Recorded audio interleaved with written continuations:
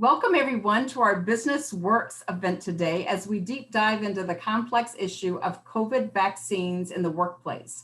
I am Reba Osborne, Director of Government Affairs at the Naperville Area Chamber of Commerce. For this and all of our other Business Works events, we want to thank our wonderful sponsor, Edward Elmhurst Health. Business Works is an advocacy arm of our chamber. Our Business Works Steering Committee, many of whom are on the call today, meets monthly to review policy-related issues impacting the business community for possible chamber position and advocacy. For today's presentation, our panel of experts will discuss four main issues for employers to consider. First, should vaccinations be mandated in the workplace? And if not, what are the viable alternatives? Next, what is the process for documenting fully vaccinated employees? Our third area of focus will be the issue of granting leave for COVID-related events. And finally, what we can expect legislatively in the coming months regarding the vaccines. We will do our best to keep our panel discussion to 1 hour to allow ample time for you to ask your questions. I encourage each of you during the presentation to type your questions in the chat, and when we're ready for question and answers, we will have you to unmute and ask your questions. So everyone will know what other questions will be in the queue. So let's begin.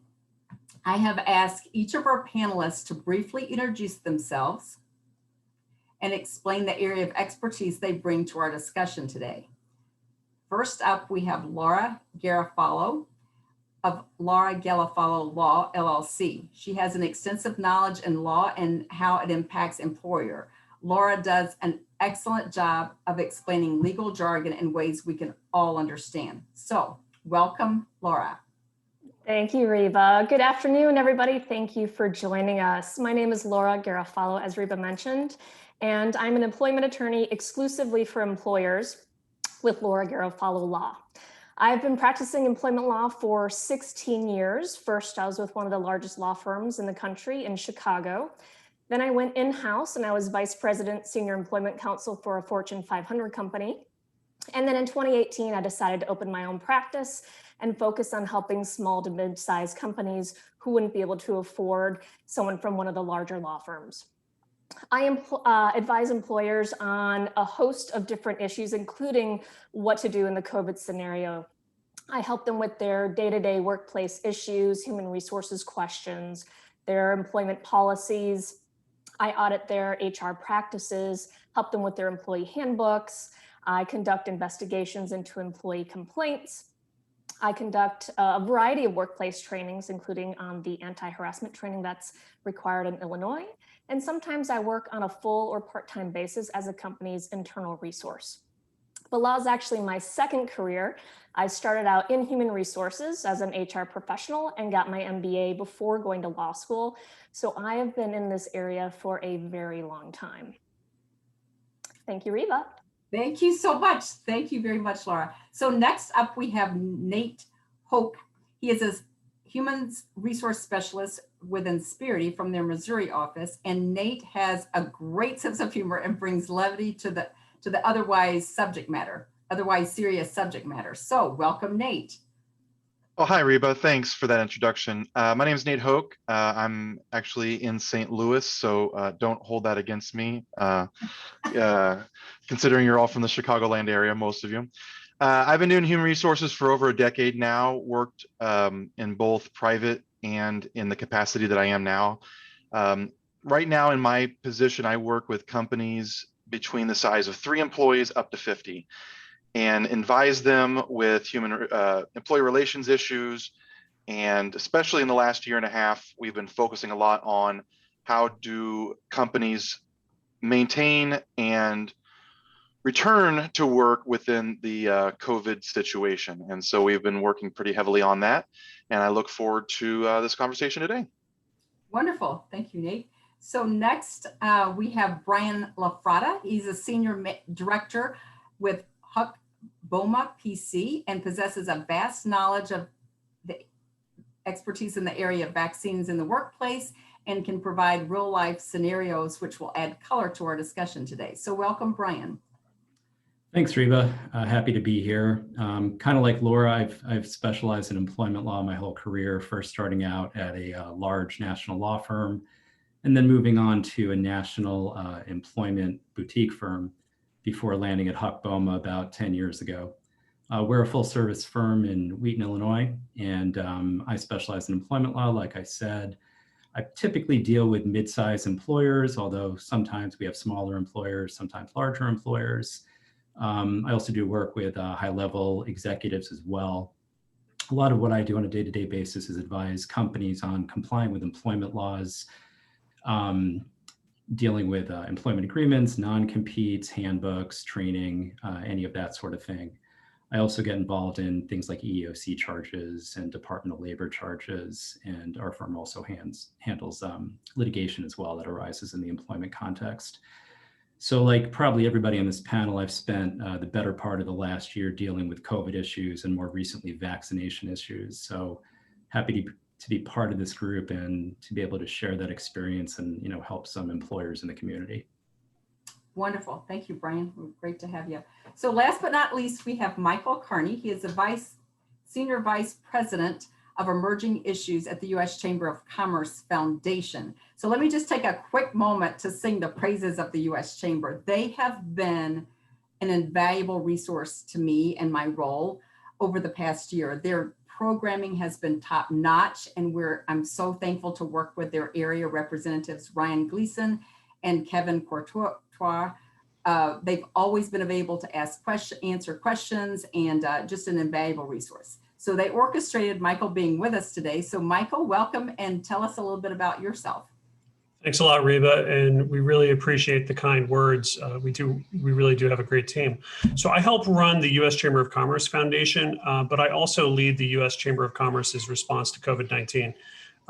This includes the domestic response as well as an increasingly global response. And we've been doing everything from helping companies acquire PPP loans to engaging with the previous administration and the current administration on ways that we can reduce both the public health threat and the economic threat. We believe that COVID anywhere is COVID everywhere. So we have also established something called the Global Task Force on Pandemic Response, which is the CEOs of America's largest companies coming together in shared purpose to help ensure that we can stop massive surges like we saw in India. We've made great progress in the United States, and the business community has a lot to be thankful for in terms of how it's come together. And it's been a real honor for us to play a small part in that. Wonderful. Well, I told you we had a great panel of experts, and there you can see why they're going to be such a valuable resource to you. So let's get started. We'll start with our first, discussion area. And we'll start off with Laura. Should vaccinations be mandated in the workplace? And if not, what are the viable alternatives? Can you kick us off, Laura? Sure. So you all probably know that employers can require COVID vaccinations, but just because you can doesn't necessarily mean that you should. There are a host of considerations that companies really need to think about first. And before we're done today, I'm going to put a PowerPoint slide in the chat that has some bullet points of considerations for you, just so you have a reference after today's chat. But I've grouped these considerations into 4 buckets: legal, administrative, employee relations, and public relations. And I'll talk about some key points in each of these just as a high level, and then we can kick off some further discussion if you all want to talk more in-depthly about those areas. So the first thing under the legal considerations is you first want to think about who's going to actually administer this vaccine. Because if the company itself administers the vaccine or contracts with someone to, maybe come on site to administer that, that's going to raise some implications under the Americans with Disabilities Act regarding some of those pre-screening questions. And that's going to open the company up to a whole lot of things that it's going to have to consider first. So the safest option for employers is to have employees go to a third party who the company does not contract with. So maybe go to the CVS, the Walgreens, or their own doctor to administer those vaccinations so the company doesn't have to worry about those specific issues. Now, if you're going to mandate vaccinations, you cannot have a blanket policy saying everyone who works here has to be vaccinated, because certain employees may be eligible for an exception, for an accommodation. And employees could be eligible for reasonable accommodation, either because of a disability, because of a religious belief, or because of a pregnancy. The next thing you want to think about is there could be a risk of discrimination claims if you do require vaccinations. For example, if an employee does say, hey, you know what? I can't get that vaccine because I have a disability. And you go through the analysis to see if they require an accommodation, and you decide, you know what? You don't qualify. That person can then file a claim for disability discrimination for failure to accommodate. So there is that risk there. Another thing to think about is wage and hour compliance. If you require vaccinations, employees have to be paid for the time that they spend going and getting those vaccinations. And for your non-exempt employees, you want to keep track of that time because that may add to their hours that they worked that week, and then they might be overtime eligible. Next thing to think about under the legal bucket is workers' comp.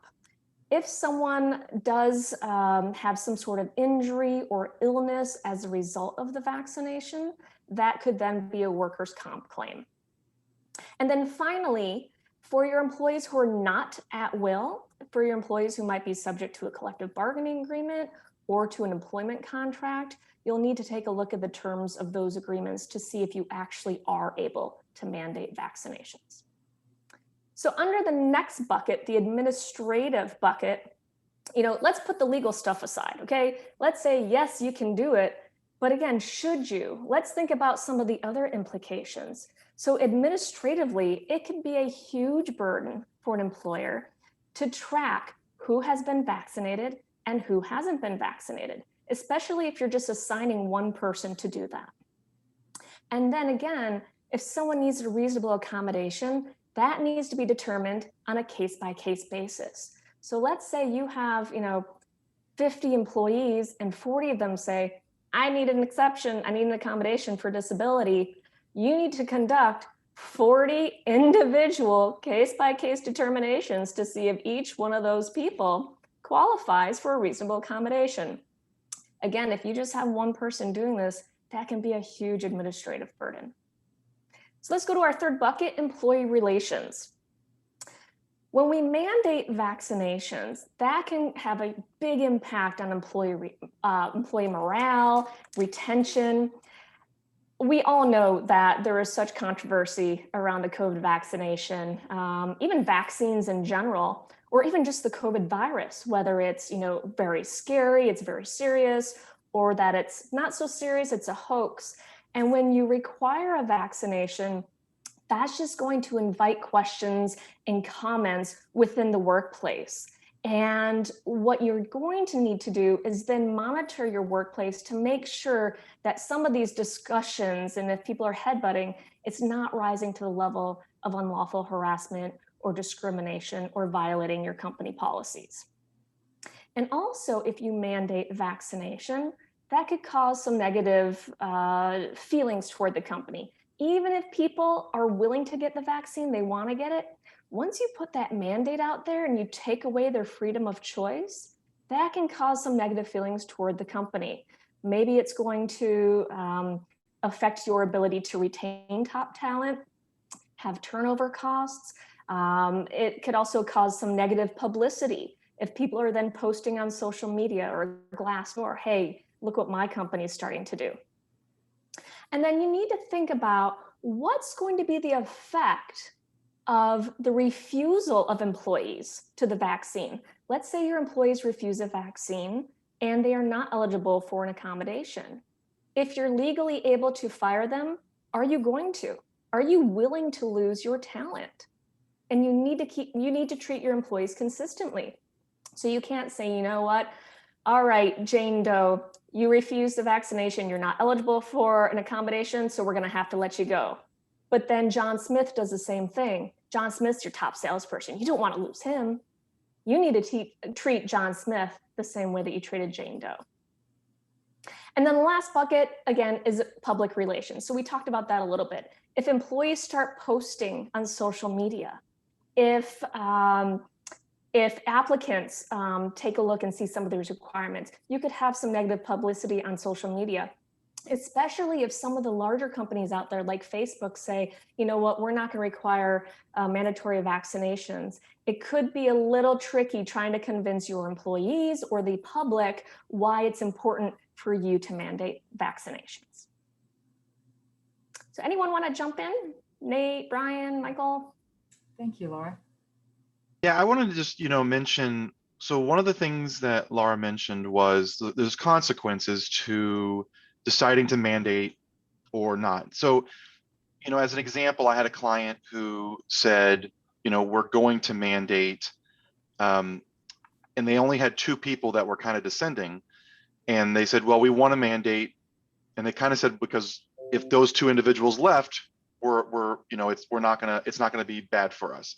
And what it actually did was it based on them mandating, convinced those 2 individuals to go get vaccinated. They decided they would rather get vaccinated than to lose their jobs. And so there was a potential positive outcome to the mandate.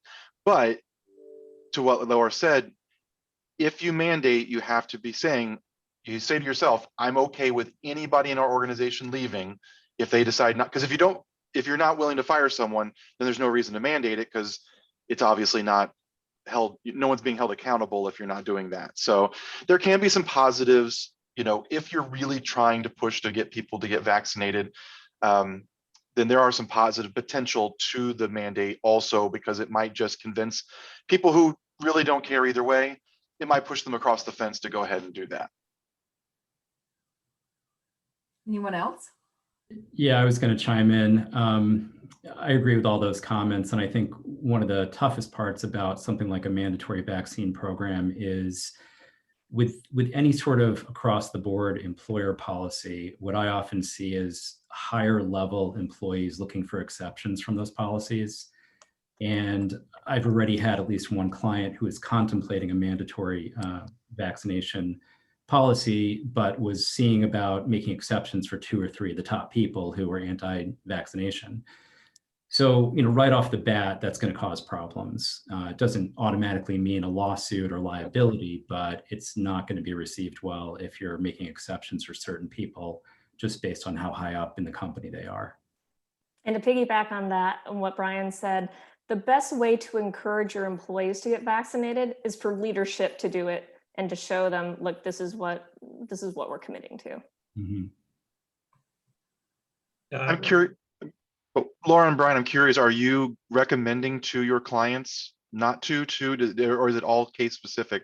I know specifically in Insperity, it's not our direct recommendation to our clients to do mandates. So I was wondering from you two if you are, recommending it, or is it all on a case by case basis? Brian, do you want to start? Yeah, sure. Most clients I've had have no interest in mandating it for all the reasons that Laura identified. It's just, there's just too many things that could go wrong. I do have one client who had no choice because of the nature of what they do. They have a couple of huge clients that basically required them to mandate the vaccine. Now, they were in a lucky sort of, position in that most of their employees are fairly low level and are somewhat fungible. So, and the upper management was okay with being vaccinated, so it worked out okay for them. But the vast majority are really opting to do voluntary programs or incentive programs or things of that nature. Michael. Yeah, very similar. The employers that I've been talking to all were very excited about mandatory vaccination. And once we started discussing these things, every single one decided not to, because the risk just outweighed the reward. And especially if employees are not public facing, and if they are able to socially distance, use masks, work remotely, it just made sense not to require vaccinations. Hey, Michael, I think you were going to say something. Yeah, I was just going to add that, when we talk about the legal issues around vaccination, sometimes there's a risk that we lose sight of the bigger issue, which is, and I just want to emphasize this, it is absolutely essential that every one of your employees get vaccinated. Putting aside mandates, voluntary, like it is absolutely essential that as many people as possible are vaccinated against COVID-19. When we look around the world and we see the emerging variants, the number one concern that we have is that the uncontrolled spread in places like India, sub-Saharan Africa, are going to throw off mutations that can evade some of the vaccines. The more people who are vaccinated, the fewer opportunities the virus has to replicate and mutate. So from the US standpoint, what we've been telling companies back in December and January, the number one question was, can we mandate vaccines? And we said exactly what Laura said, which was, sure, legally you can mandate them, but you probably shouldn't. And we commissioned some research to see what employers can do to persuade people to get the vaccine. The number one thing that any employer can do is lead by example. So if you as a business owner or as a senior person have not been vaccinated, I encourage you to do so. And I encourage you to make sure that your employees know that you've done so. Then the key barrier, and the White House is so concerned about this right now. We talk to them every day about these issues. They are concerned that one of the barriers to people getting vaccinated is they're concerned that they won't get paid, so they don't have paid time off, or that they're going to have some side effects that trigger them not being able to work. So what we've been encouraging employers to do is to give people PTO of some sort so that they can get vaccinated, and then ensure that they have some kind of safety net if they're one of the people who has, a more serious response to the virus, to the vaccine. It is really important also to listen with empathy to those who are skeptical about getting vaccinated. If you don't want to get vaccinated, it doesn't mean you're an idiot. It doesn't mean that you're ignorant. It means that you have concerns. And, it could be fueled by misinformation. We know from talking to various parts of the federal government that there are three primary sources of significant misinformation: malign foreign actors, anti-vaxxers, and then the kind of more extreme political and conspiracy theorists online. So you're really open to receiving this kind of information on Facebook. So people have, they're coming to this with legitimate concerns. We know from experience that they can be overcome through just a serious, thoughtful conversation. So again, just to reiterate, we're not telling anyone to mandate the vaccine, but it is in every employer's interest to pull out all the stops and get their people vaccinated. Awesome. This is a great discussion. So I think now that we've kind of looked at the mandating, kind of switch gears, and if not mandating, then what? What's some viable options? Anyone want to take the lead on that? Sure. I was planning on talking about vaccination incentives, Reba. So do you want to transition? Oh, yeah, that would be good. We can we'll jump into that, and then we can jump into the whole fully vaccinated is our next conversation. Sure. So picking up on that, if you're not going to mandate vaccines, then what are some ways to try to incentivize employees to get vaccinated? And what I will say is the good news is that, the vaccination rates just on a voluntary basis are increasing, even without employers doing a whole lot. So I have a lot of clients who just are reluctant to sort of get involved in any sort of way, largely because of fears of, coming down on one side or another of a political debate. But, even when they're totally silent, we're seeing pretty good vaccination rates. But employers can, do more than that. And one of the things they can do is offer actual incentives of some sort to encourage employees to get vaccinated. And these could be anything from, cash, additional PTO, gift cards, really any sort of modest type of reward, let's say, for getting vaccinated. The simplest incentive that I've seen, especially in the last few weeks, is the fact that, in many locations, vaccinated employees don't have to wear a mask. So I've had clients where, they've had a lot of holdouts from getting vaccinated who once the employer said, you know what, if you're not vaccinated, sorry, if you are vaccinated, you don't have to wear a mask, all of a sudden their objections to getting vaccinated disappeared pretty quickly because they didn't want to wear the mask anymore, because they were seeing their coworkers walking around without masks. Another sort of like reverse incentive or disincentive is some clients have done things like effectively segregate the workplace into different locations depending on whether or not you're vaccinated.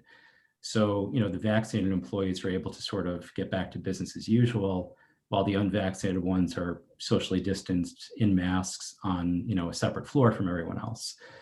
Now, I'm not saying that's popular or necessarily advisable, but there are these kind of soft incentives that can encourage people to actually get vaccinated when they're less likely to do so.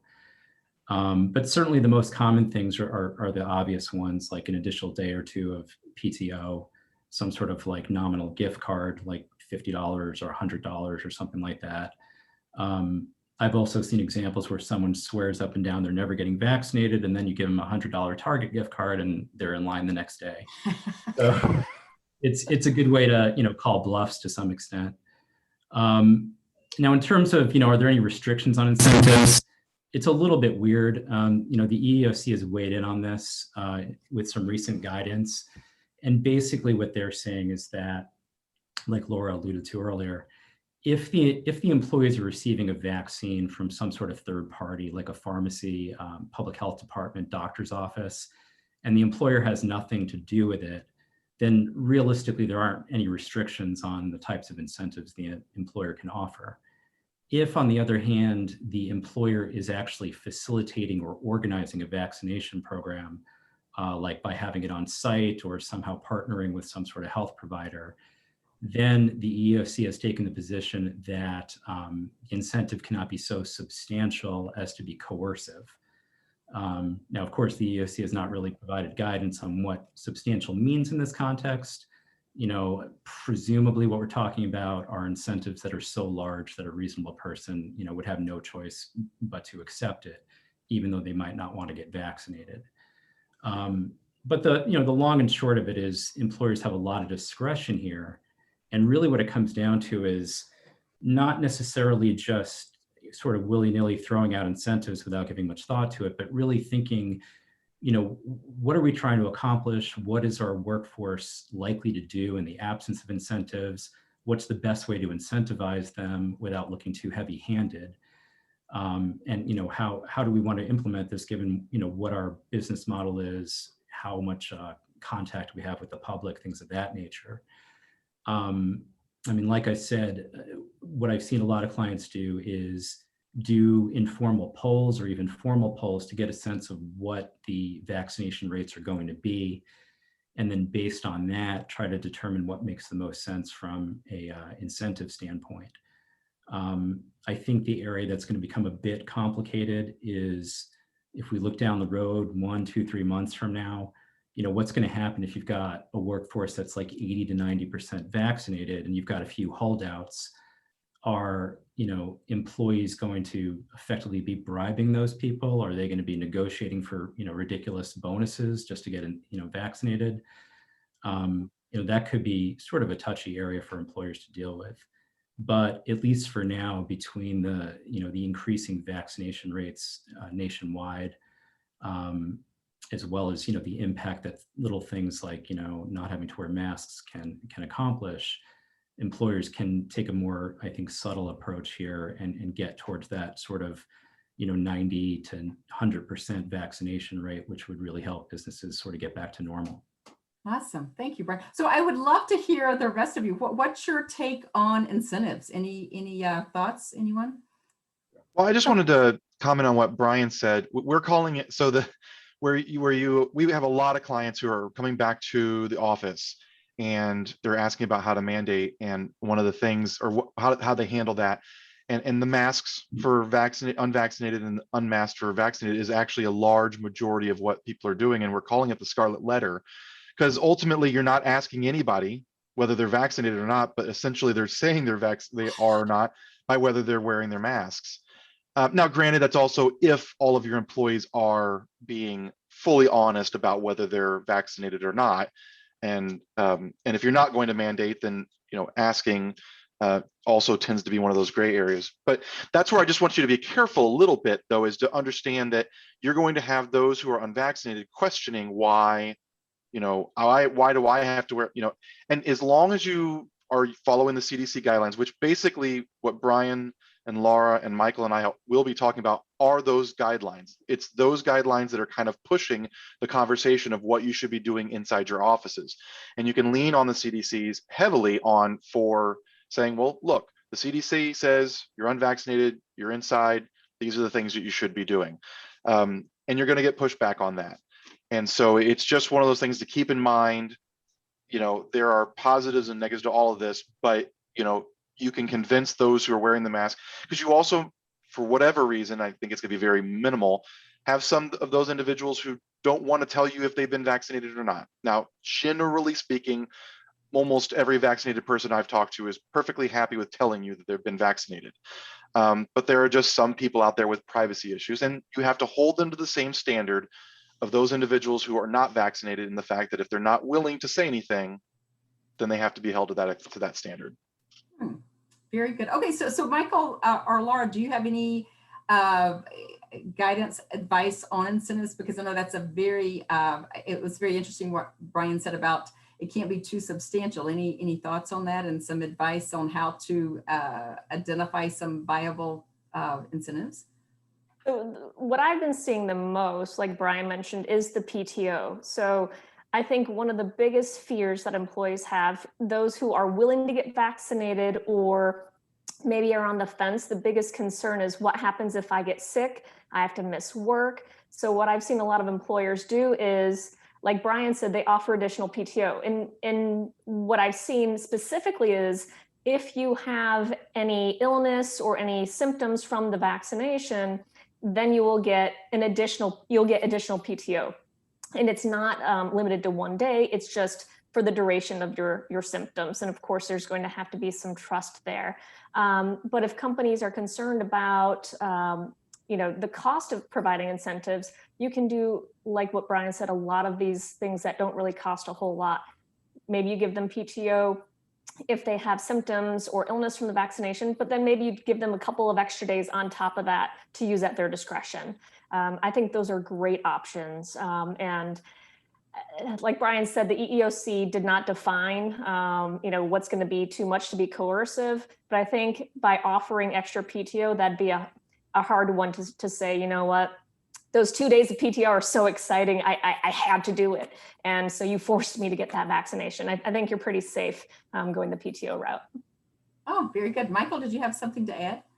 I haven't seen anyone offering any massive, other than the states, with the lotteries and things like that, but employers are not offering that. So I think I haven't heard a lot of people worried about the actual risk of offering incentives, because no one is really offering something that would trigger those concerns. At the same time, I don't think a lot of people are going to choose to get the vaccine because of the incentive, but it might push someone who's on the fence to do it now. We know from research into flu shots, for example, that the biggest reason, or one of the primary reasons that people don't get the flu shot, isn't because they don't want the flu shot or they don't think it works. It's because they just don't schedule it and don't get it done.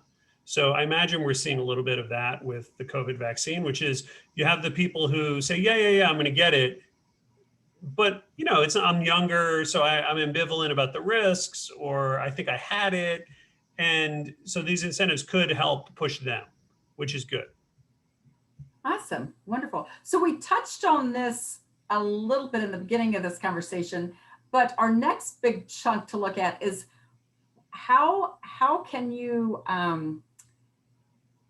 determine fully vaccinated? Because like someone's alluded to earlier, it's like they could say it, or how do you document it? So we'll start off with Brian and then just go around the room. I would love to hear, there's lots of considerations there. So start us off, Brian. Sure. Yeah. So, basically, I think most people understand now that being fully vaccinated is defined as 2 weeks from your final dose, whether that's, 2 weeks from the second dose with something like Pfizer, or 2 weeks from the first dose with something like Johnson & Johnson. And then the question is, what do you do to actually get confirmation? I mean, the easiest way, especially with a smaller or a mid-sized company, is just to request a copy of the employee's completed vaccination card, and then take a look at it, make sure it looks legitimate, and that's probably going to get you there. Employers can make copies of the vaccination cards. Although they're allowed to do so, they still have to treat the cards as confidential in terms of storage purposes. So they shouldn't be stored in personnel files or anything like that. They should be stored with other medical documents that would be kept confidential and apart from a personnel file. The bigger challenge is, some employers don't really want to ask for the vaccination card. Some employees can be a little bit cagey about this. I've seen examples of people who are refusing to produce the card because they're just clearly lying that they've been vaccinated. I've seen other people who've been vaccinated but don't want to produce the card because they have, some heightened expectation about privacy. So it can be a little bit dicey. And a lot of that is really the employer, considering best ways to, message properly, so the employees understand what the purpose of asking for this proof is. It does become more challenging in a larger environment. So for example, I had one client who has literally hundreds of people in a warehouse, and they were allowing the vaccinated people not to wear masks. But when you're just looking at hundreds of bodies out there, you can't tell from 100 feet away who's vaccinated and who's not just because you have the card, in your file cabinets or something like that.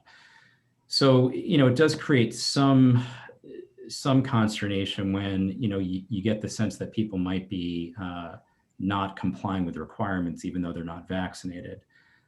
Much like, if you go into a Target and you see a whole bunch of people now without masks, a lot of them are probably vaccinated, but you probably know a lot are not vaccinated and are just taking advantage of the fact that other people are not wearing masks. So it can be a little bit hard to prove. But in any event, the key thing though is if it's doable, you could certainly request the proof in the vaccination card and then figure out some sort of way to monitor the workplace so that people are not either lying or getting away with, fooling people to thinking they have been vaccinated. Awesome. Nate, you look like you're wanting to say something. Oh, no, everything Brian said was exactly, I think he was spot on. So. Oh, okay. Perfect. So anyone else? Because you mentioned about you can't store it with your personnel data. Is there a place that common information would be stored, or is this a new kind of a storage issue for employers? I wouldn't say it's new. It's really just a matter of separating medical information from other personnel file documents. Largely so that, managers of those employees are not seeing stuff they shouldn't be seeing. So, the goal is to sort of create separate buckets of information. So the medical stuff is really on a need to know basis, and really only HR is going to be having access to that as opposed to, the employee's supervisor. And just to piggyback on that, so this is governed by the ADA, Americans with Disabilities Act, not HIPAA. A lot of people don't realize that HIPAA doesn't apply. And so it's just like any other medical record you would have on your employees. If someone requested a reasonable accommodation and you have some medical information, or maybe they went on an FMLA leave. So it's the same type of requirement there. You just throw it in that same medical file for that person. Okay, good information. Nate,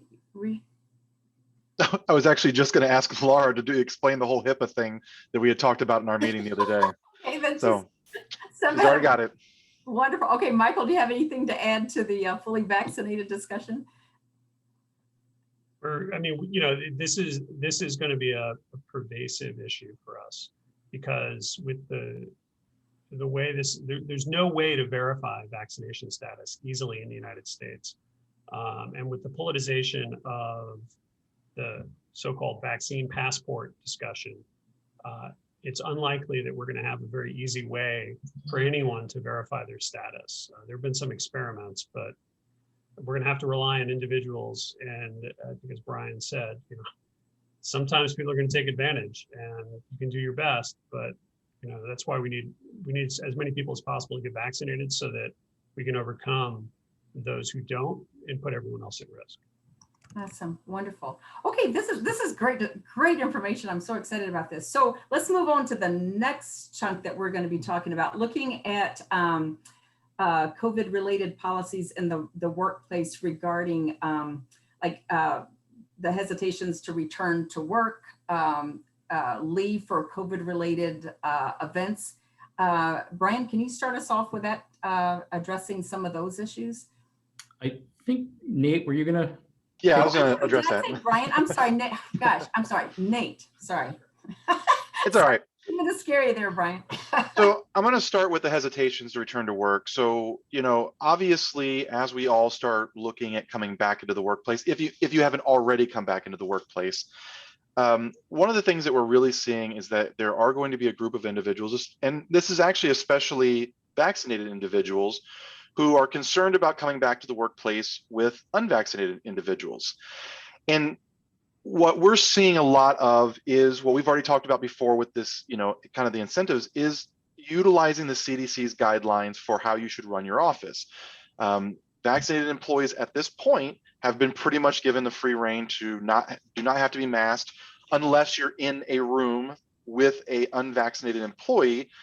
They would recommend the vaccinated employee still mask at that point. And so that's the things you're going to have is, well, I don't feel comfortable coming back to the office with unvaccinated people. And that's where we get into this conversation of, and I believe, the conversation really comes down to having a real honest conversation with your employees about, okay, we're following the guidelines, we're doing everything that we believe is the right thing to do. Obviously your safety is, paramount, in this work environment, but we feel that collaboration, we feel that being in the office is the right thing to do. And so, just like mandate the vaccine, you can mandate that your employees come back to work, and you are going to have some pushback there. And that's going to be, from my perspective, it's about having honest conversations. I think Michael mentioned it earlier about, just being honest, having really good conversations with your employees and just saying, most of the time it's that initial fear of, I just don't want to be around unvaccinated people. And that's where we have to educate people, and we have to say, okay, look, well, here's what the CDC states, here's all of these other companies who have already, started doing this. And getting together and allowing everybody to have that conversation. But it's also important that you hear everybody out. Just to blow somebody off and be like, don't worry about it, we're all safe. As far as I know, everybody's vaccinated, it's no big deal. That's also not going to do your employees any good, because just as there are fears on the sides of unvaccinated people, there are the same types of fears on the side of vaccinated people about getting it again. What happens if I get it again? And so we have to take all of those things into consideration. We have to listen to our employees and make sure that they're being heard. One of the things that we talked about probably early this year, late last year with a lot of our clients was, how do you want to look on the other side of this? How do you want to come out on the other side of this, both from a PR standpoint, like to the public, and to your employees? You could be establishing a whole new culture simply based on how you handled the COVID situation. Did you force your employees to come back whether they wanted to or not? Did you not have conversations with them? If they thought you were a good employer before, are they going to think you're a good employer afterwards? And so your decisions of what you make now can affect the long-term business and your long-term employee relations simply on how you handle this. And having more conversations is never going to hurt you. Like, I've never had an employee coming back and say, well, my boss, asks me too much about, how do I feel and am I doing okay? It doesn't really work that way. So really having those in-depth conversations, making sure you're taking things into account, but also understanding that you're running a business. And there are some businesses that are simply run better when everybody's in the same office collaborating. A lot of businesses can be done remotely. That's perfectly understandable. But there are just some businesses that don't run that way. And you may You may have felt that. You may have had your employees remote and you have felt a loss in productivity, a loss in revenue, simply based on the fact that your employees are remote. And you've got to get back to the office, and that's perfectly fine. But that transition, that planning, it's really important that you have a very solid plan of how you want to come back. You know, make sure your employees understand what the plan is, and it's very detailed. You know, this date we're going to have volunteer, you know, anybody who volunteers to come back in the office can come back in. Maybe the next step is, okay, now we're going to have everybody in the office for 3 days a week. Because you're also going to remember, if your employees have been working remotely for the last year and a half, simply turning off that switch and coming back to work the next day, it's not something that's going to necessarily be able to be done, especially if they've kind of worked their home life around it a little bit. You know, I tried to convince people not to do this, but they might have dropped their daycare so their children could be at home and they could save some money during this pandemic. Well, granted, you know, the pandemic was not supposed to be a replacement for daycare, because you're supposed to be working, not necessarily watching your child and working, but they may have done that. So you have to take those types of things into consideration. You need to take into consideration that maybe the times at which, you know, maybe their children are still virtual. They're, you know, I know in my school district, they're going to allow for virtual school again next year.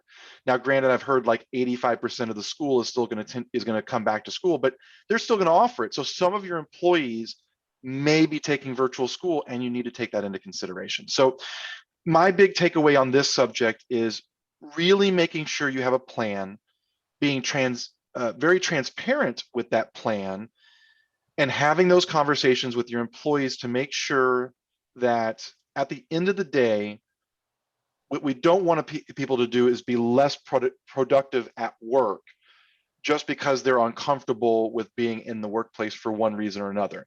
Now, some people, you're just not going to get that. You're not going to get through. But the overwhelming majority of people, you will.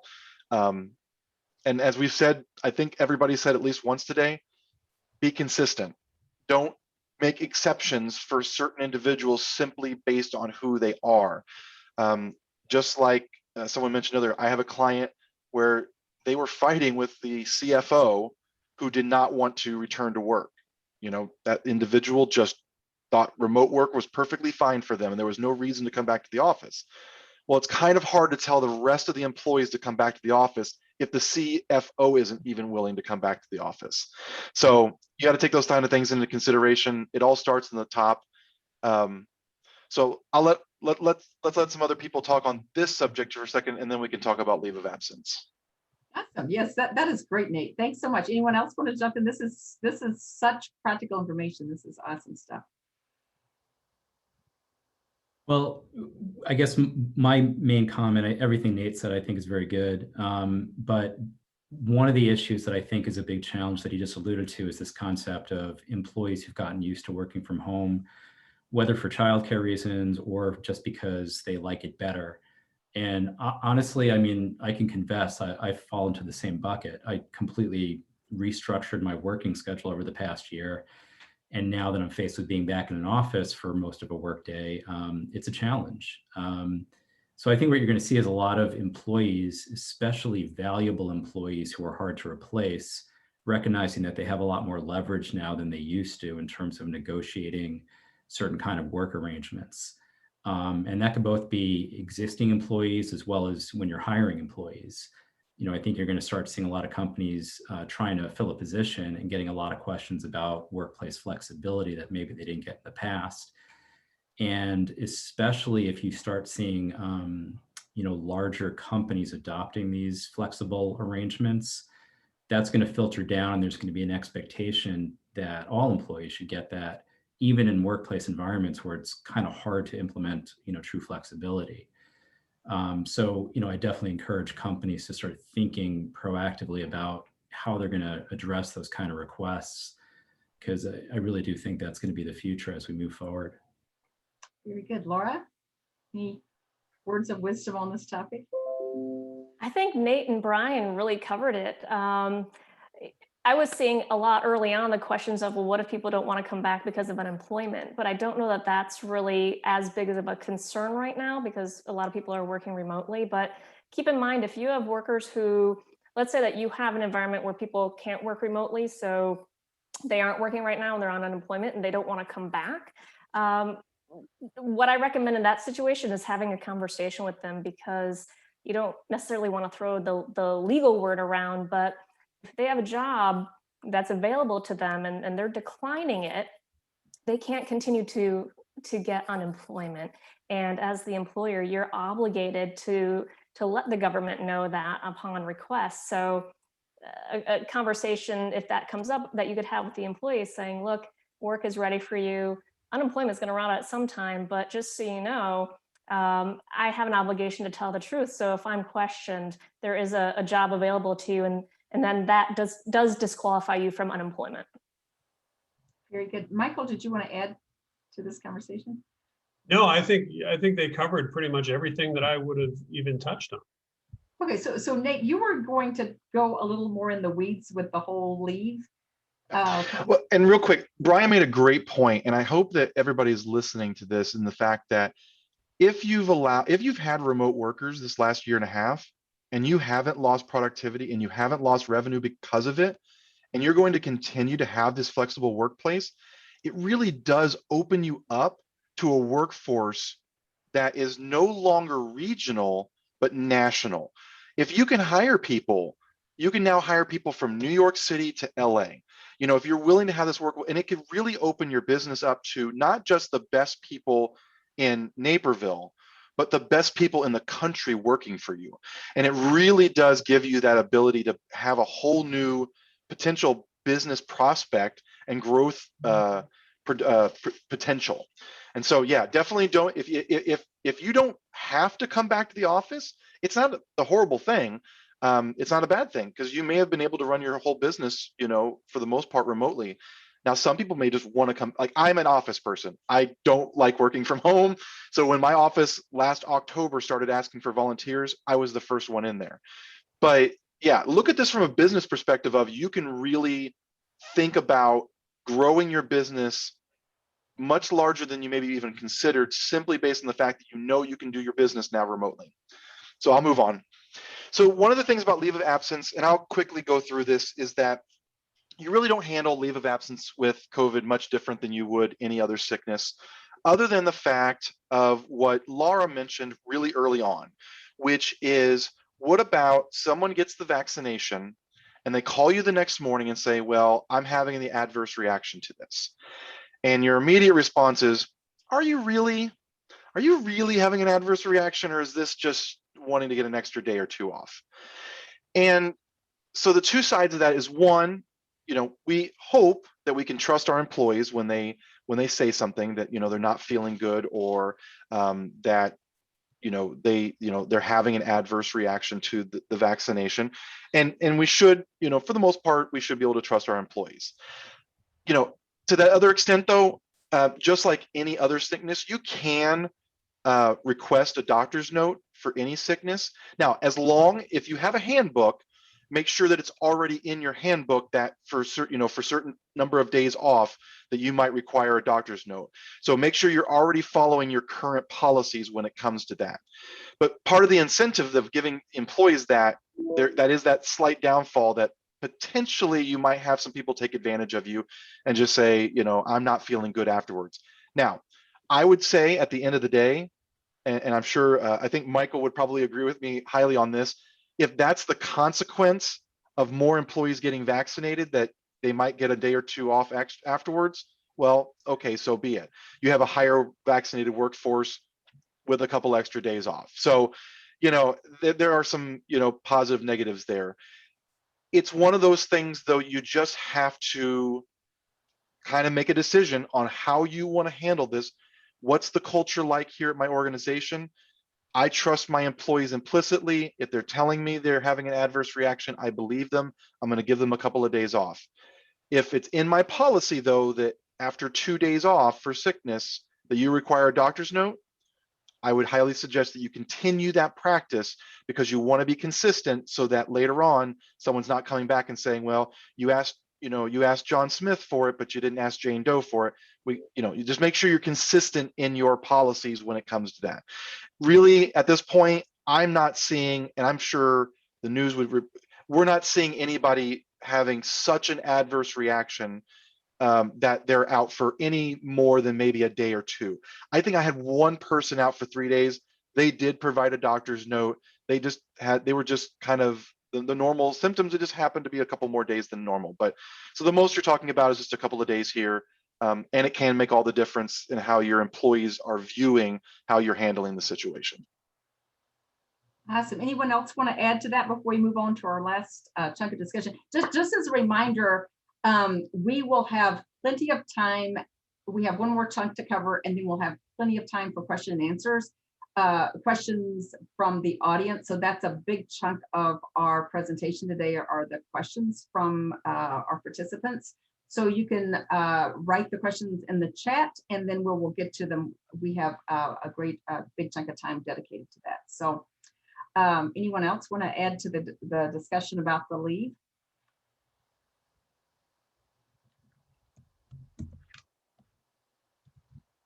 Nope. Okay, so we will move on to our next big chunk of our discussions, and this will be directed. Michael will kick us off with that. What should we anticipate in the area of COVID-related policy changes in the workplace operations in the coming months? So, with the caveat that I have no idea what I'm talking about right now. So, I know what I knew at the beginning of this meeting. And the way this works is everything changes by the minute on COVID. It's slowed down a little, but it's still insanely dynamic. So with that caveat out of the way, I'll say that, what we should expect in terms of the disease progression is, it looks like we've plateaued in the United States in terms of vaccinations. Many experts think we're probably not going to reach a potential herd immunity threshold, which means that, we're just going to have a huge chunk of the population that's not vaccinated. The lowest vaccination rates are in the Southeast, so Mississippi, Alabama, and Louisiana.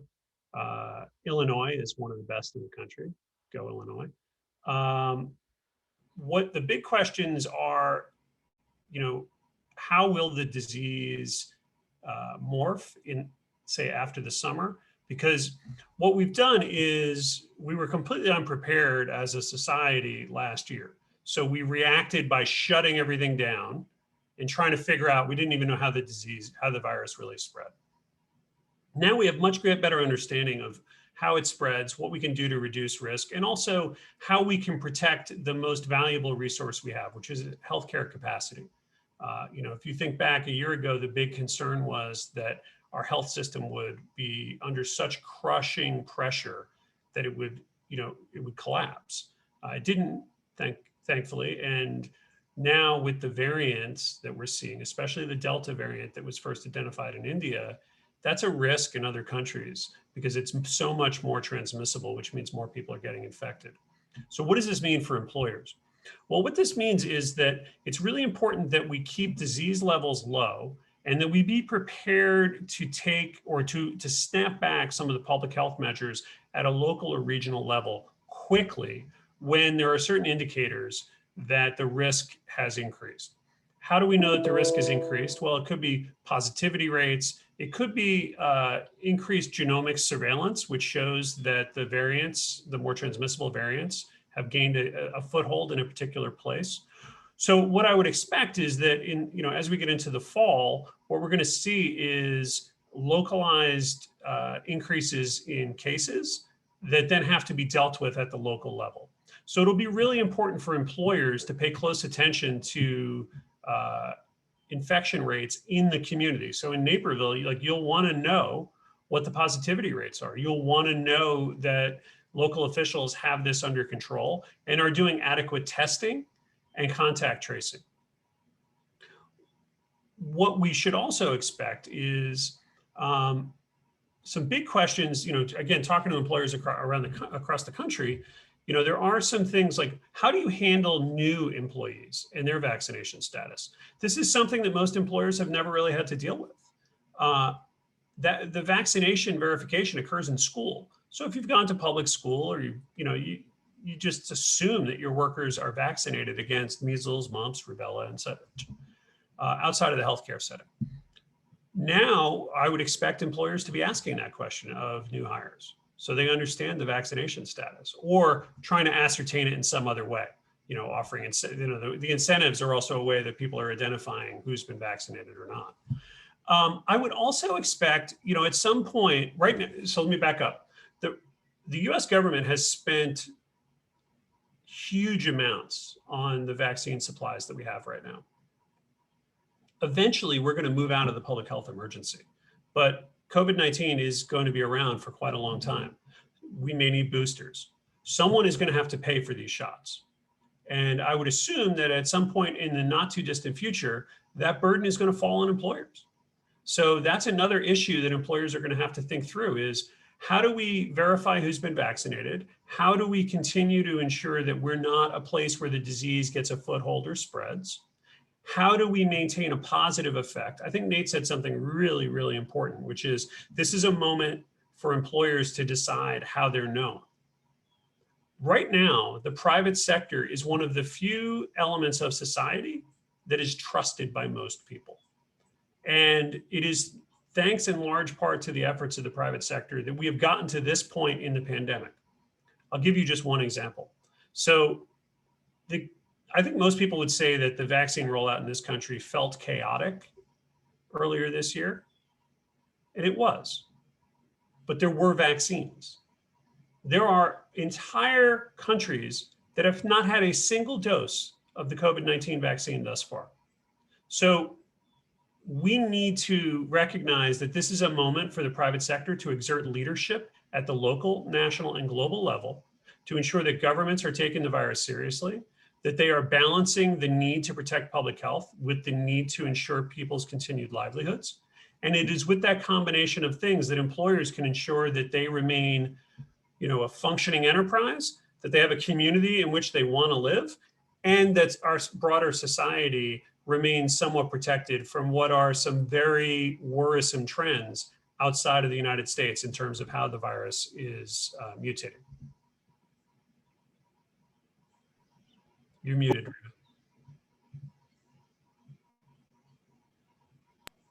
Sorry, I had to type a quick message and I put myself on mute. So that was incredibly insightful. I had not even considered those factors. Like moving forward, we think it's sort of like the switch will be off and on and we'll move on. So that's very good information. Anyone else want to add to the discussion about what policy they would anticipate policy changes coming up in the future?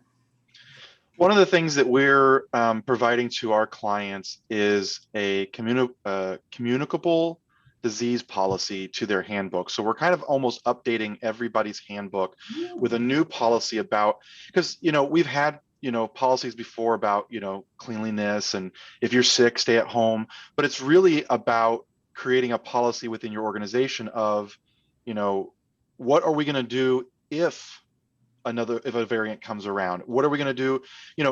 What do we do the next thing? COVID-20 or whatever it's going to be named. What happens the next time? And so really establishing now in your handbooks how you're going to deal with future situations, and even how you deal with the flu and how you deal with any employee who comes in and masks in Eastern culture have been around for decades. I was in Japan in the late 90s, and it was never unusual just to see people walking around with masks to protect, other people from their sickness. And I think in the United States, it'll take a little bit longer to kind of catch on, obviously, but that very well may be a thing. But we can also establish that in your policies, in your handbook.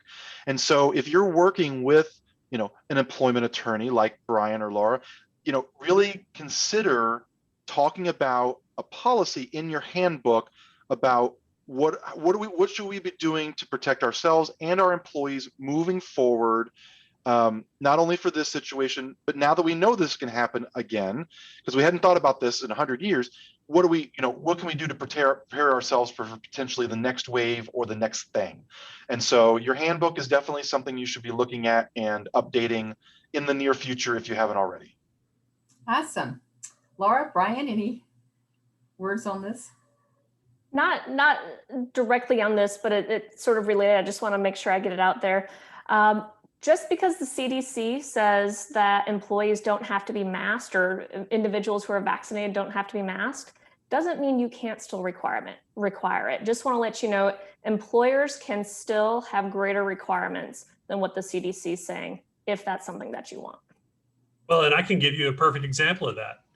The U.S. Chamber of Commerce, doesn't matter whether you've been vaccinated or not, every person who comes into our building must wear a mask. Interesting. That is a good way to not have to distinguish between the two, that when all the complications around that. So that's very interesting. So Brian, did you have anything to add?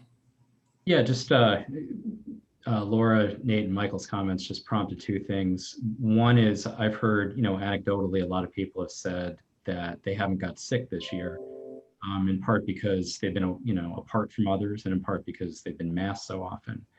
So, I've heard, I don't know if this will come to fruition, but I've heard some companies bantering about this idea of requiring masks during like the regular flu season, or at least being a little bit more proactive about mask wearing when people are ill in the workplace, or sending them home, being a little bit more proactive about just sending people home at the sign of any sort of flu-like symptoms. So not so much a fear of COVID per se, but just trying to preserve the health of the rest of the workplace. So I wonder if that will be something that we'll be seeing. And then the other comment I had is, earlier on, like let's say this spring, I had a lot of clients who were implementing policies that dealt with travel to hotspot locations. Like there was a time where things were really bad in Florida and everybody was going there and people were paranoid that they catch COVID in Florida and bring it back to the workplace. I do, like Michael was saying, when we have these variants combined with low vaccination rates in certain parts of the country, I am a little bit concerned that we're going to have a little bit of a relapse into much higher COVID numbers, such that if you've got, certainly unvaccinated employees traveling to those locations, employers may need to consider revisiting, these kind of travel policies that require some sort of quarantine when they come back to work. Just to decrease the likelihood that they're going to bring the variant from let's say Mississippi or someplace to their office in Illinois. So that may be something that employers need to be proactive about, and like Nate said, start thinking about what kind of policies they're going to need to use to address those scenarios. Wonderful. Thank you so much. So as we promised, we kept the conversation to an hour. It's been a power-packed hour, but this is not the end of the presentation. We now are going to move to our questions. I see lots of them in the chat. So this is, I think we can all learn from this process. So everyone stay tuned. We'll go through the list, and I'm going to turn this part over to Linda Oglesby, who is our committee manager at the Naperville Chamber, and she has done a magnificent job of making sure that everyone that needed to be on the screen was on the screen, and making sure we don't have flushing toilet sounds in the background. So she's done a wonderful job with this. So I'm going to turn it over to Linda to go through, ask the questions. If the person wants to unmute and have a conversation, that would be wonderful as well. So I'll turn it over to Linda. Thank you, Reba. Yes, so we did have a few questions come rolling in throughout our discussion. First is Pam Bartlett. Pam, would you like to go ahead and unmute yourself to ask your question? Sure. I was just curious. I know that you cannot sue a drug company if something happens to you related to your vaccine or if you die, but if one of your employees goes and gets the vaccine because you mandated it, can they sue you, or can their family member sue the company that mandated they go get the shot?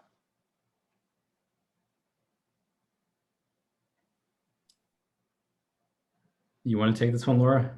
Sure. Of course, we haven't had this happen yet, but what I expect would happen is that would be covered by a workers' compensation claim. So if it's mandated by the company, then it falls under workers' comp. And if it falls under workers' compensation, then an employee cannot separately sue for a different violation. So that my thought is that it would be covered by workers' comp. Brian, do you have additional thoughts on that? Yeah, that's how I've looked at it as well. And I'm also not aware of any lawsuits arising out of this set of facts. And I think part of it is there's few employers that are mandating vaccines. And then statistically, it's unlikely that somebody who's working for an employer that's mandating vaccines is going to develop such severe symptoms or, disability or death as a result of the vaccine. So it's just a very statistically unlikely event. But if it did occur, I agree it would be a workers' comp scenario. And in the case of you giving them money to go get it, is that mandating it? I imagine that would be a relevant fact in the sense that, if all you gave them was like $50, it's kind of hard for them to say, my employer is responsible because I had no choice but to, take this $50. And other than that, I never would have got vaccinated. So it could be kind of quirky, but, you could imagine a weird set of facts where the incentive is pretty substantial, such that it almost becomes a condition of their job to get vaccinated. But, realistically, I think to the extent you'd have a viable claim here, it would have to be in sort of a mandatory vaccination situation. Yeah, I agree with Brian. Absent, let's say Apple says, all right, everyone who gets the vaccination gets the latest MacBook Pro. I think it's going to be hard pressed to say that the incentive was so high that they just couldn't refuse it. Well, and if I could just add one thing, it's also important to remember, again, going back to what Brian said about statistically, these vaccines are safe and effective, and there are very few cases of serious side effects. So I would say, if you gave your employee $50 to go across the street and get a cup of coffee, they're probably more likely to get hit by a car. That would just be a guess. I haven't run the numbers.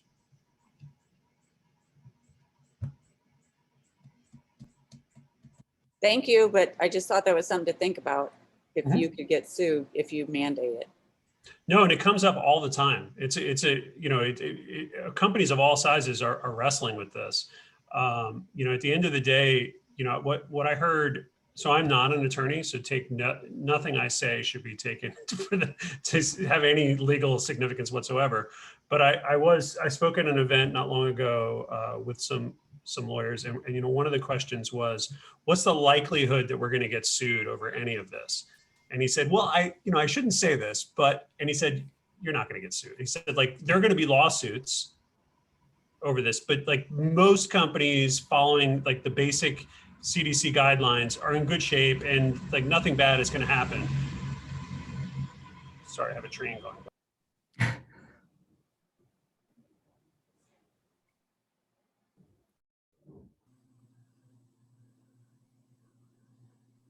But it's a legitimate concern.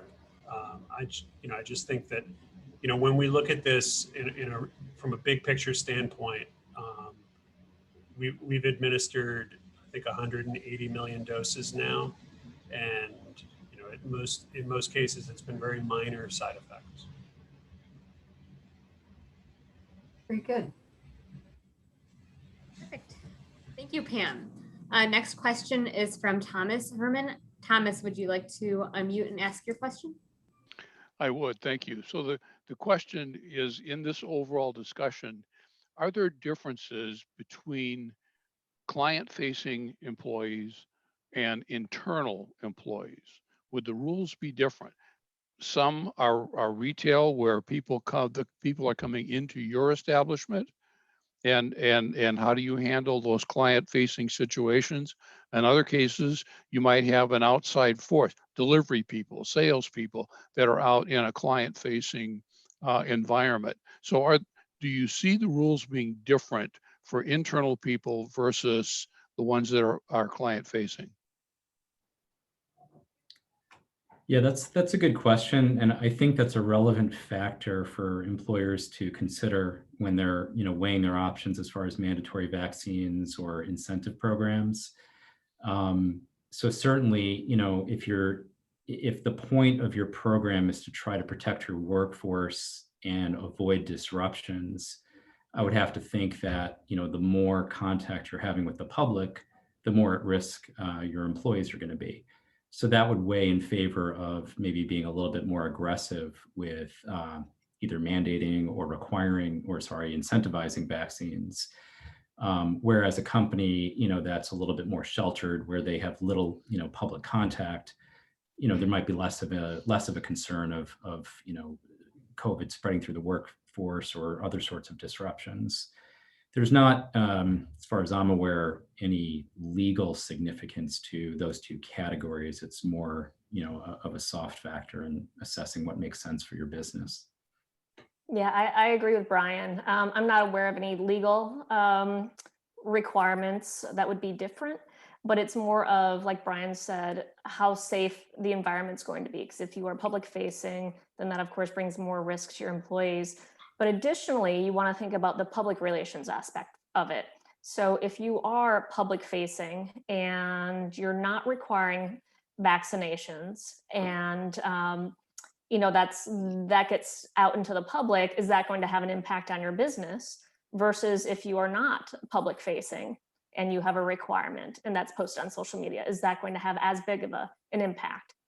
So if you think it's going to impact your business, if your workers are either going into people's homes, or if they are closely interacting with the public, then that may tick in the factor of on the side of, yeah, I think we want to require vaccinations, just like Brian said. And you also want to obviously keep in mind any kind of local regulations, if there's still some in place. One of the things I'm seeing a lot of is even the clients that I have that are allowing their unvaccinated employees not to wear masks still have signs up that says any non-employee that comes into our office is required to be masked. Because, I mean, you can trust your employees, but can you trust the UPS guy? Or can you trust, the DoorDash delivery person? So that's, it's about protecting your employees. And it also shows your employees your level of how much you want to protect them by saying, look, I trust you all, but let's go ahead and just make sure everybody else that's coming in. But now if you are a retail, that's obviously, it's a little bit of a business decision, because you are going to have some individuals that are going to not shop with you if they're required to wear a mask inside the building. But then again, I've always said this, for all of those people who object to people who do certain things with their business, there are other people that will say, thank you for doing this. We are going to come to your establishment because you're doing this. And so, and it doesn't make a difference which side of the situation you're on. Whatever business you may lose by doing something that you feel is right, you're probably going to make up with people that sympathize with your point of view and now come to your establishment because of that. So, but yeah, you should really make this an employee focused. You should make all the decisions that you make in COVID based on, your employees, I think, first and foremost, and then very close 1B is, how will it affect your business and the customers that you're working with? Next question comes from Christopher Hartner. Christopher, would you like to unmute? Yeah, quick question. And actually I will say one good point we offered to any of our employees who hadn't been vaccinated, and we run a retail business. We have 35 employees. We went with a policy to require vaccination. And if somebody doesn't have it, that's an employee. If they haven't vaccinated, we just require that they wear a mask or social distance. That's not my question, but we did have, we posted that if anybody hadn't been vaccinated and needed help, that we would get it for them. And we did have one younger employee that just didn't know how to do it or just hadn't gotten around to it. So we got on Walgreens and, logged them, got them an appointment. So I thought that was kind of interesting. Probably one of the last people we thought would have an issue doing that. But my question is, so we have basically said, if you're not vaccinated as an employee, you have to wear a mask. We're also saying all our employees carry masks. And if somebody comes in our door, that we'll put on a mask if they're wearing a mask, which I think is a good way to do it. That being said, I know we do have a couple of employees that are kind of non-vaxxers. They've stated it in the past. And when we went to the policy of requiring masks, if you're not vaccinated, my biggest concern was if they decided to just say, forget it, I'm not wearing my mask. is it okay? Like for now, we haven't required our employees to show their vaccination card. We've got on the honor system.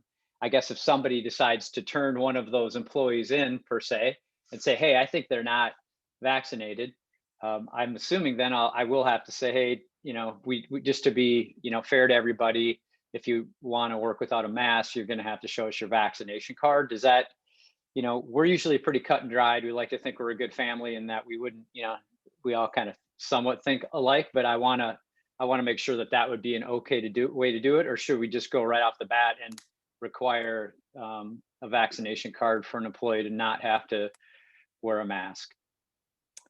So if the rule is no mask if you're vaccinated, I think it's perfectly fine and even advisable to require proof to not wear a mask, because as an employer under OSHA, you have a requirement to keep a safe working environment. And so if someone who is not vaccinated says, you know what, I'm not wearing my mask, I'll just pretend that I'm vaccinated, and unfortunately, you know, spreads the virus within your workplace, there could be potential issues there under OSHA that you didn't take all reasonable and necessary precautionary steps, such as, okay, you say no mask for those who are vaccinated, but you didn't actually require proof. So you may have a bit of an issue there. So I don't think there's any problem with asking for proof of vaccination, and I would actually advise to do that if you're going to have those folks unmasked. Awesome, thanks. The OSHA thing I didn't know about, so that's helpful as far as a request and explanation of why we were going to be oddly strict on something like that. So thank you. And I wouldn't even say it's oddly strict.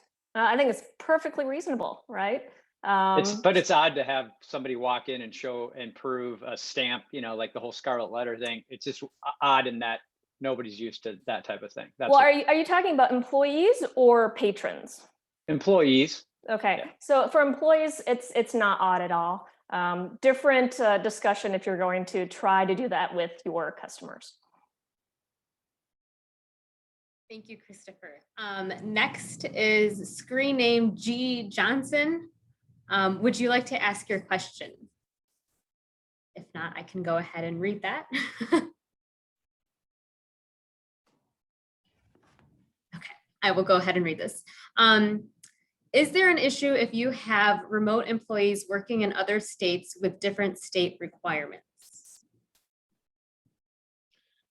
Well, you're just going to have to know all those different state requirements. And that's the difficulty sometimes of having a remote workforce where you're in a lot of different municipalities potentially. I mean, but that's, you know, if you're that type of employer, you probably already understand this anyway. You know, if you already have one employee in San Francisco, you already know that there's different things for that one employee that you don't have to do for any other employee.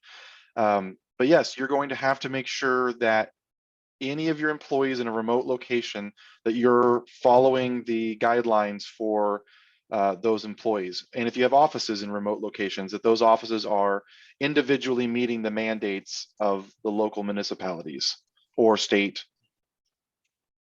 And this has been one of the biggest challenges since the beginning of the pandemic. The patchwork of policies, proposals, requirements has made it very difficult for employers, especially those with operations that cross into one or more jurisdictions. I would say that as we look to the next stage of the pandemic, going back to something I said before about needing to stay abreast of local conditions, it would be wise for any company with operations in multiple jurisdictions to stay abreast of what the disease is doing in those places, so that you can anticipate what requirements might be coming, or what steps you might need to take proactively to protect your employees and your business. One concern I have is that we did a survey a few weeks ago that suggested 26% of Americans think the pandemic is over, which means that if there are localized outbreaks, it's going to be very difficult to get people to reinstitute some of the public health measures. And so you might actually have to get ahead of public health officials in some of those places. So knowing where your people are and what the conditions are on the ground there, I think will be very important. And just to piggyback on what Nate was saying, if you do have employees in different states, you really want to talk to local counsel there, because different states and even counties are passing their own laws. I know of a few right now. I think it's Washington State, Oregon, and there's one county in California that mandates employers to find out the vaccination status of their employees. So that could be something that's going to trickle to other states or cities. And so if you do have employees in other locations, just check with local counsel to see what you should or should not be doing. Great. Next question is from Amy Hall. Amy, would you like to go ahead and unmute and ask your question? Sure, thank you guys very much.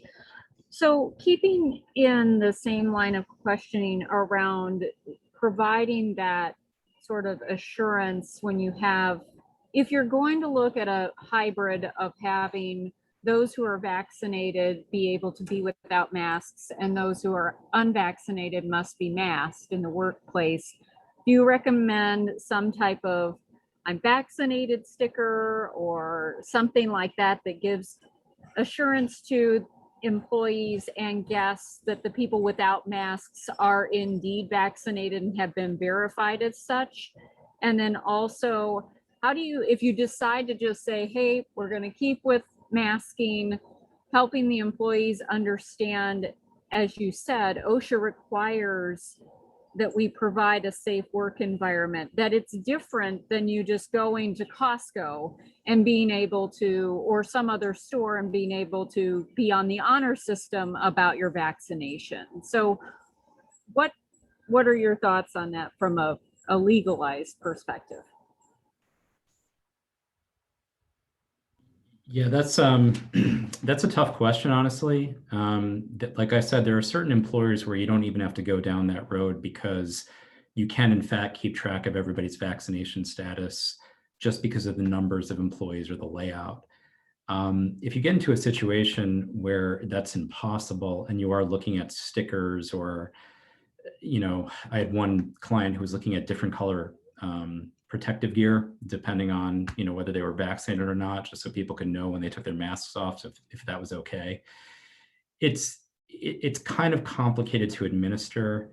And I'm actually curious what other people have to say. But one thing I will say is that when you're dealing with the public, one of the things you can attempt to do, again, if it's feasible, and we've actually done this in our office, is to communicate ahead of time to clients what our policies are and what they could expect, so that when they come to the office, they know ahead of time if somebody's not wearing a mask, we've already vetted their vaccination status and they don't have to worry about it. Or alternatively, if the client wants to wear a mask in a meeting, we will honor that requirement and have everybody mask up regardless of their vaccination status. So, in certain employer situations, you do have some ability to be proactive and try to address these things ahead of time. But when you're dealing with sort of, let's say, a restaurant environment or a retail environment, I agree it's a lot more tricky. And I wonder if Nate or Michael or Laura have any other bright ideas. Yeah, this certainly is tricky, especially with, as we've been talking about, the guidance keeps changing and coming out. So an employee's vaccination status is confidential information. So employers cannot disclose that to employees. So that gets tricky. I wouldn't advise a bracelet or a sticker, but where it gets tricky is you can say, okay, if you are vaccinated, you don't have to wear a mask. Well, then it's kind of disclosing who's vaccinated and who's not, right? So that's where, all of this is great. We haven't gone through this before, and we're kind of learning as we're going, and there really hasn't been any litigation about this yet, so we don't know how it's going to play out. But for the most part, I would stay away from the stickers and the bracelets. And if you're going to allow vaccinated people to not wear masks, it's going to be known anyway, but without overtly putting, that big stamp on someone. Let me use an example here in St. Louis. We have the major grocery stores, but they've gone out to the news and said, if you see one of our employees without a mask on, they've been fully vetted as vaccinated and, vaccinated. So, it depends on what kind of situation you're in. But if you are retail, there's nothing wrong with also, like everybody's letting people know, because at a certain point, like Laura said, it's almost self-identification. It's not the company telling you whether, but it is saying if someone happens to not have a mask on, we know for sure they've been vaccinated. But that doesn't necessarily mean that the people with mask on also haven't been vetted. It just means we know the people that don't have mask on absolutely have been. So it really depends on your situation, but you're going to find headaches either direction. No matter what decision you make, someone's not going to be happy with it. So what you have to do is evaluate what you believe is the best thing for your employees, what is the best thing for your clients, and just find that area that works for everybody. Because like I said, you're not going to be able to make a decision in this situation in which everybody's going to agree with you. And so you just have to kind of do what you believe is best and what's within your culture. And frankly, what's the best thing for your employees? Great. And just to clarify, we are not a retail situation. I was drawing the retail distinction because there is that pushback of, people who either have been vaccinated in the differentiation between a workplace environment and what they can encounter when they're just out in public. So thank you. Great, thank you, Amy. Amy's question was the last one in the queue. So if there are any other audience members rather, that have any questions, please feel free to add your question in the queue. Otherwise, I will turn it back to Reba. And also in the chat, I know some of our Pam just sent a link, and also some of our panelists have added some of their kind of takeaways. And I know Nate had sent a great takeaway to me as a PDF, and I don't think I can attach that to this link, correct? I'll send that out when we send out the recording. So with that, do we have one more call for questions? Okay, so we will wrap up. I am so impressed with this conversation today. There's so many considerations that were brought forward. I'm fascinated by how even more complex the issue is in the beginning of the conversation. So the panelists, all of you, thank you all so much. You've have provided invaluable resources to our members. And like I said, this will be recorded. Anyone that's registered for this event will get a copy of the recording, and also Nate's kind of takeaway things to know will be included in that as well. And I would like to thank Edward Elmhurst Health again for their sponsorship of this event, and also Linda for driving everything so brilliantly and taking care of all the back end of things. So thank you all very much. Please reach out to me if you have any questions, any follow-up information that's needed. So, oh, Laura? I think we have another question in the chat. Oh, thank you. Wonderful. Yes, Christopher Hartner, would you like to? Sorry about that. I did have one. If somebody, and it may have been mentioned lightly earlier, if we do, like, again, we're requiring a vaccination card, we're going to follow OSHA's instructions. And if somebody won't provide the card and is deciding to not wear a mask when we don't have proof of their vaccination, what steps are reasonable to take? Discipline up to and including termination. Yeah. Okay. I would say at this point it is a condition of employment to follow this policy. And as long as you're consistent, you have the absolute right to do this. And put it in writing. Put it in writing as your policy. Yeah. Definitely put it in writing. Well, and please. At a more cultural level, Christopher, because I think you mentioned before about a question about whether someone might just say that they've been vaccinated so that they didn't have to wear the mask. There's an integrity aspect of all of this, and I think if people are willing to lie about something like that, then I think that raises other questions.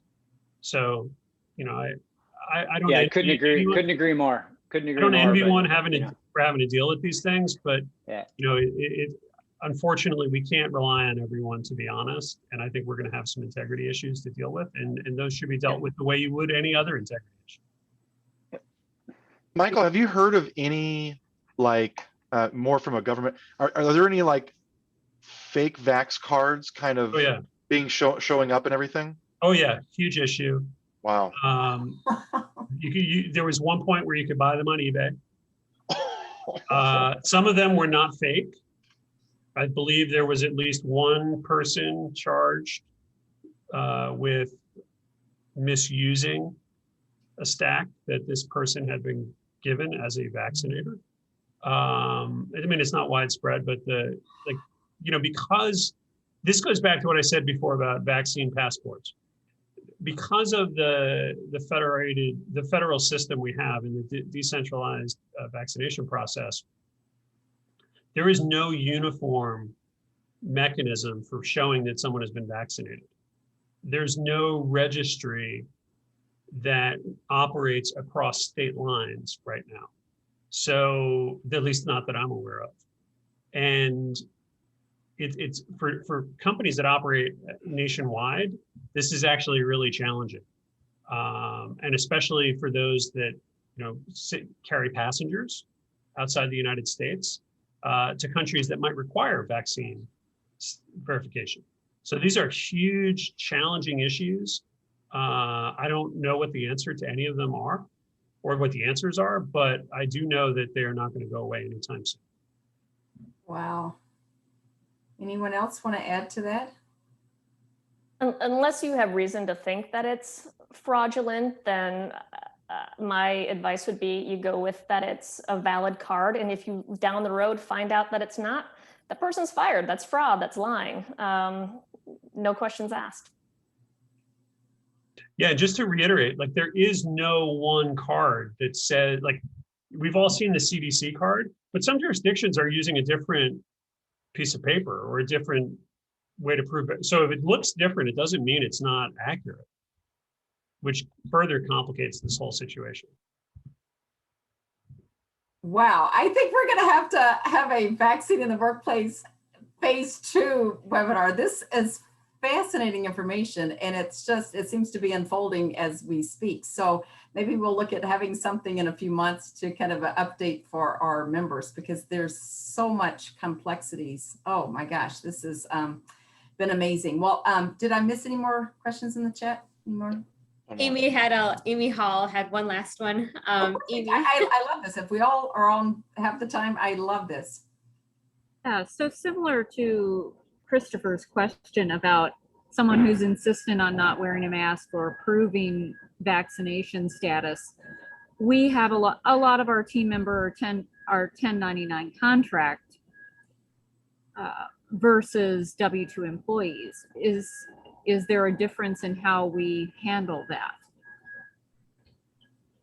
Are they like on site at your in your office or something? Yes. Yes. Yeah, I don't see a problem with requiring them to, you know, show proof of vaccination in order to maintain that relationship and, you know, enter your premises. It's less controversial than if it was a true customer, where that could, you know, create customer relations issues and be pretty awkward.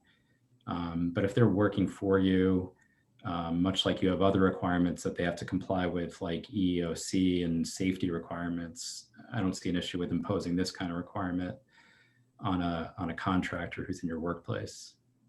And to add to that, Amy, my first question would be, please make sure that these are truly independent contractors and that they're not misclassified, because that can open up a whole can of worms as well, especially if issues are coming out of COVID that may spark some questions about whether these are truly employees, and that's a different topic, but misclassification is a huge problem right now and a big target of the government. So just maybe take a look at that as well. Sure, we're a brokerage firm. Oh. Ah. Yeah. Any other comments? Very good question. Very, very good. All right, one last pause here till we Any other questions? All right, then we will wrap this up. Thank you all so much. This has been wonderful. Thank you, panelists. Thank you, everyone that attended, for your engaging questions. And thank you so much to Linda and everyone. So I just look for the recording to be sent out to your email for those of you who registered for the event. And keep an eye out. We might have a vaccine part 2. So thanks very much and have a great evening. Thank you. Have a nice day. Bye-bye.